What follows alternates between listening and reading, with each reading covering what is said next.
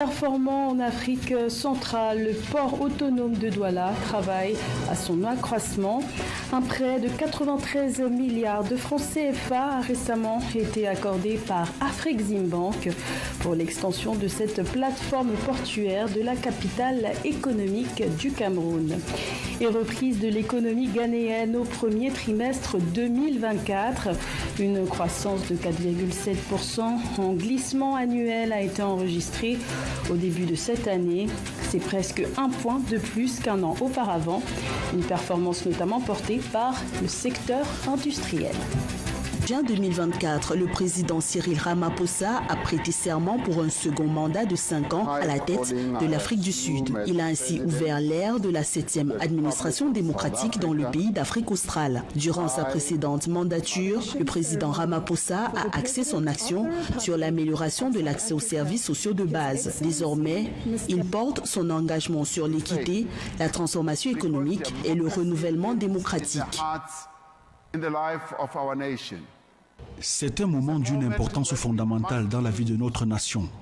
C'est un moment où nous devons choisir entre avancer ensemble ou risquer de perdre tout ce que nous avons construit. En ce moment, nous devons choisir d'aller de l'avant, réduire les distances entre les Sud-Africains et construire une société plus égalitaire, traduire la promesse de notre Constitution et la vision de la Charte de la liberté en une réalité pour tous.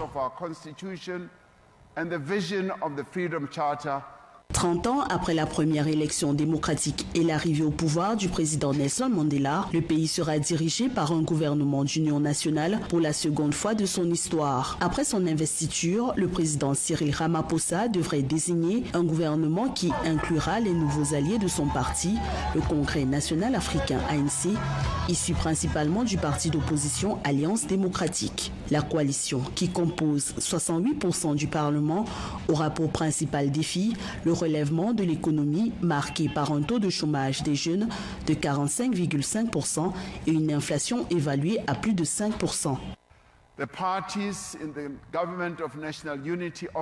Les partis du gouvernement d'unité nationale d'aujourd'hui ont convenu de travailler ensemble pour relever les défis les plus urgents. Notre nation. Les partis ont adopté une déclaration d'intention dans laquelle elles se sont engagées à poursuivre une croissance économique rapide, inclusive et durable.